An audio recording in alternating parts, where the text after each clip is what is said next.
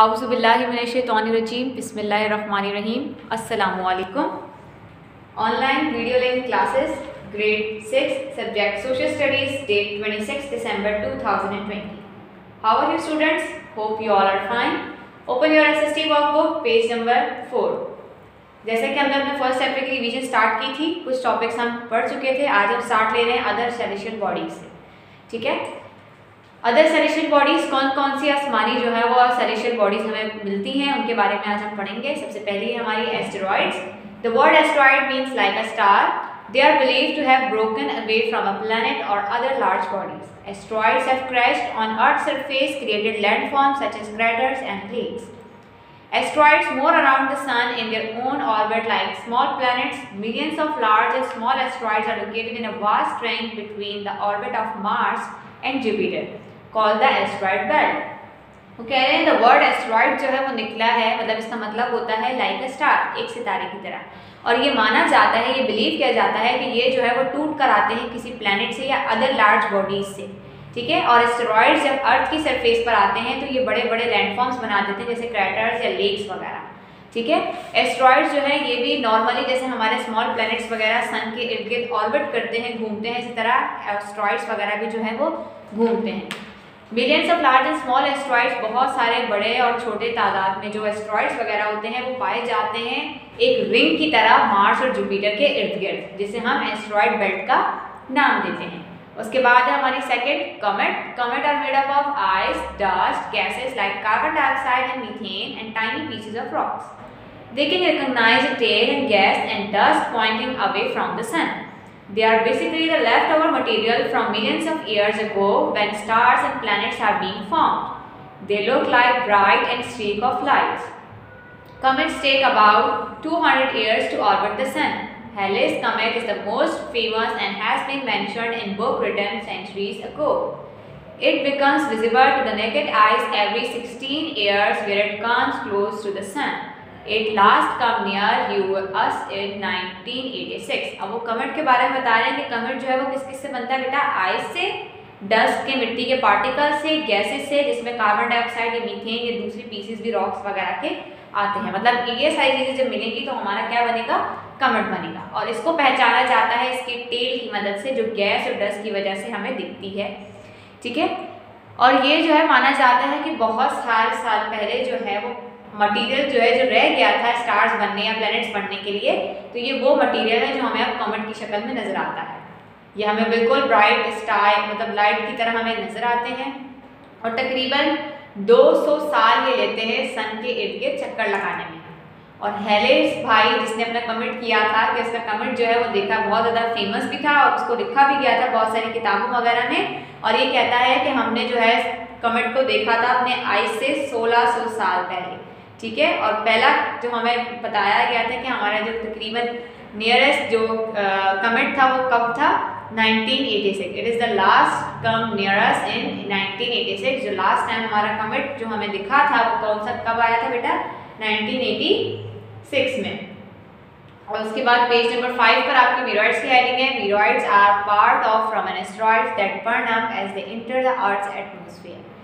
They are also called shooting star. Meteoroids that reach Earth's surface without disintegrating are called meteoroids. They leave a crater in the ground where they hit it. Millions of meteoroids strike Earth's atmosphere every day, but they are only visible at night when the sky is dark. They usually disintegrate 50 to 95 kilometers from the Earth. वो कह रहे हैं मीटोरॉइड्स जिसको माना जाता है कि वो एस्टेरॉइड से ही टूट कर आते हैं अर्थ की ज़मीन पर, और इनको शूटिंग स्टार का नाम भी दिया जाता है।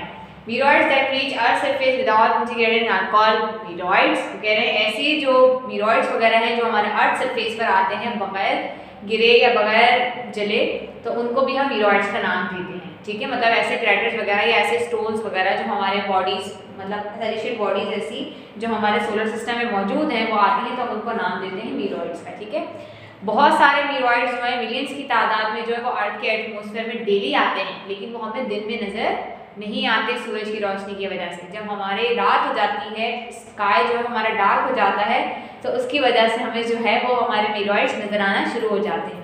तकरीबन 50 से 95 तक के जो हमारे मीटोरॉइड्स हैं वो हमें अर्थ से नजर आते हैं। मतलब 50 to 95 किलोमीटर दूर अगर कोई मीरोइड होगा तो वो हमें अर्थ से इजीली नजर आ जाता है टेलीस्कोप वगैरह से। ये आप देख सकते हैं नीचे इनकी पिक्चर है, इसमें शूटिंग स्टार्स में मीरोइड्स को दिखाया गया है।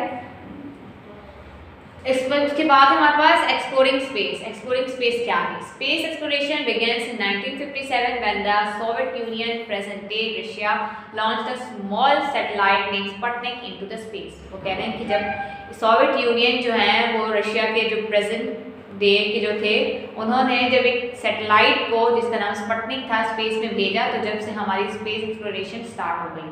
ठीक है, कब भेजा था उसने बेटा? 1957 में। अब वो कह रहे हैं व्हाट इज सैटेलाइट? सैटेलाइट क्या होती है? A galaxy is a collection of millions of stars, gas and dust held together by the force of gravity of each celestial body. Our solar system is located in the Milky Way galaxy. There are uncountable galaxies in the universe. Since then, much advancement has been made and many unnamed problems has been sent to work the planet of our solar system. Rovers have landed on the surface of Moon and Mars. Where they collected samples of dust, rocks, and took photographs.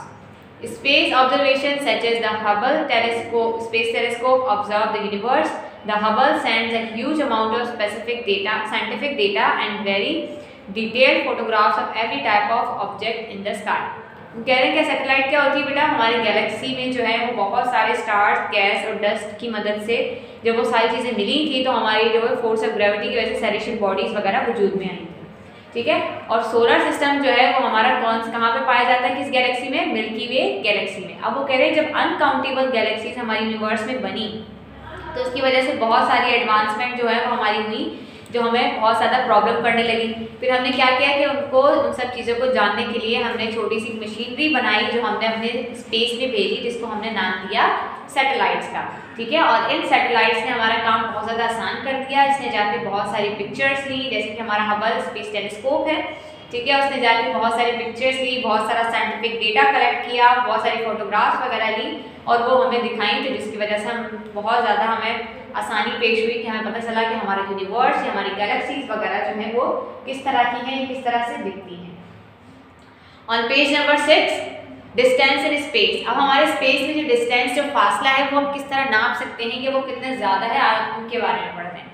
The universe is infinite. Universe जो है हमारी infinite है, लामहदूद है, मतलब चलती ही जाती है। We cannot imagine the distance that exists between the various celestial bodies. These distance cannot be calculated in kilometers because the figure become extremely long with too many zeros.